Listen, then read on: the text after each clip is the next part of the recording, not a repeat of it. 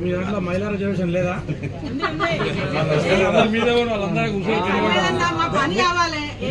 మీరేదో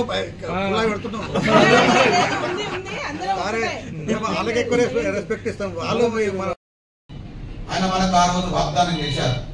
అదందరూ మీరు అన్ని పేపర్లలో ఎలక్ట్రానిక్ మీడియాలో కూడా హెడ్డింగ్ లో వచ్చింది.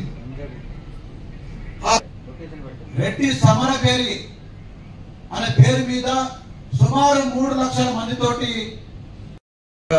చెప్పారు. మనం సూచనలు అభిప్రాయం ఇచ్చుకుంటే అందరికి అవకాశం వస్తుంది. అన్న సుమారు 280 కిలోమీటర్ల నుంచి నారాయణపేట జిల్లా 280 కిలోమీటర్లు ఉంటుంది. అక్కడ మరి వచ్చినట్టు అన్న సూచనలు మనం ఇప్పుడు రెడీ చేసి అనేది ముందుకు ఎట్లా పోవాలి. ఇప్పుడు మనకి రెడ్డి ఐక్యత, జై రెడ్డి, జై రెడ్డి, రెడ్డిల ఐక్యత, రెడ్డిల ఐక్యత, రెడ్డిల ఐక్యత. రెడ్డి అంటే ఒకరే వస్తారు.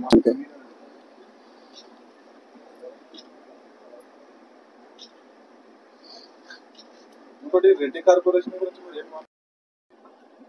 రాష్ట్రంలో రాష్ట్ర ప్రభుత్వము 42% మీద గ్రామీణ ప్రాంతంలో ప్రేమానురాగాలు పంచుకుంటున్నటువంటి ప్రజల మధ్య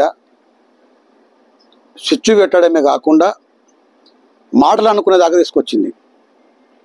దానికి సపోర్టుగా రాజకీయ పార్టీలన్నీ కూడా ఇవి ఎలక్షన్లు కావని ఒక పార్లమెంటు మెంబర్ అంటాడు.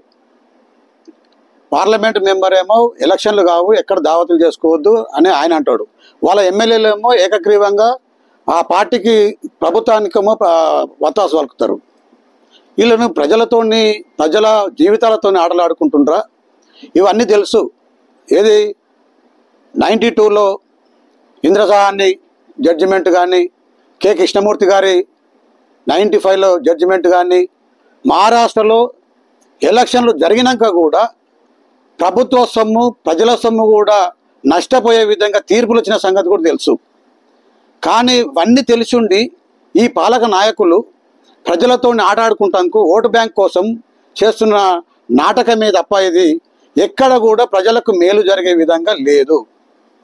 మేము జనరల్ స్థానంలో చాలామంది ఎంపీటీసీలు, సర్పంచులు, ఎస్సీలు కానీ, ఎస్టీలు కానీ, బీసీలు కానీ అందరూ నిలబడి ప్రజాప్రతినిధులైనటువంటి సంఘటన మన తెలంగాణ లోపల ఉన్నది. తెలంగాణ ప్రాంతంలోనే కాదు, బీహార్లో కూడా సుమారు 170 పై చిలుకు ఎమ్మెల్యేలు మిగతా అటడు ఉన్నటువంటి కులాలు ఎమ్మెల్యేలు అయినటువంటి దాఖలాలు ఉన్నాయి. ఇవన్నీ తెలిసి ఇవి కావు అని చెప్పి పార్లమెంటు మెంబరే ప్రజలకు చెప్పే విధంగా ఉన్నటువంటి సిస్టమ్ను ఈ పాలక పక్షము దాన్ని తీసుకుపోయి మనకు ఉన్నటువంటి దాంట్లో చుచ్చు పెట్టడమే కాకుండా వాళ్ళ యొక్క మనోభావాలను దెబ్బతీసే విధంగా కొందరు వ్యక్తులు అయితే నోటికాడి ముద్దను లాక్కుంటారు రెడ్లు అని మాట్లాడుతున్నారు. నోటికాడి ముద్ద అందించడం మా యొక్క జాతి లక్షణం, కానీ ఎవరి దగ్గర నోటికాడి ముద్దను లాక్కునేది కాదు. మేము అడుగుతుంది మిగతా కులాలకి ఏ కులానికి కూడా వ్యతిరేకము కాదు. మేము అడుగుతుంది చట్టంలో ఉన్నటువంటి సిస్టానికి లోబడి ఉంటాం, రాజ్యాంగబద్ధంగా చేస్తున్నటువంటి కార్యక్రమాలకే ఉన్నటువంటి జీవోల ప్రకారము లేదా సుప్రీంకోర్టు ఇచ్చినటువంటి జడ్జిమెంట్ ప్రకారంగా చట్టాన్ని అడుగుడు తప్ప మాది మాకు రైట్ లేదా?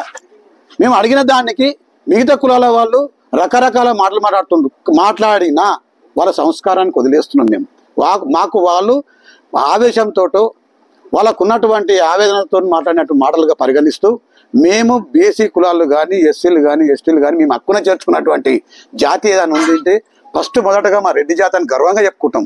మా తాతలు, మా తండ్రులు, మేము ఈరోజు కూడా గ్రామీణ ప్రాంతం లోపల వాళ్ళకేమైనా కష్టం వచ్చినా నష్టం వచ్చినా నిలబడి వాళ్ళ శుభకార్యాల నుంచి మరి అపశుభ కార్యాల దాకా ఉన్న నిలబడి కూడా మేము అన్ని సహాయ సహకారాలు అందించినటువంటి జాతి మా రెడ్డి జాతి. మీరు రోడ్డు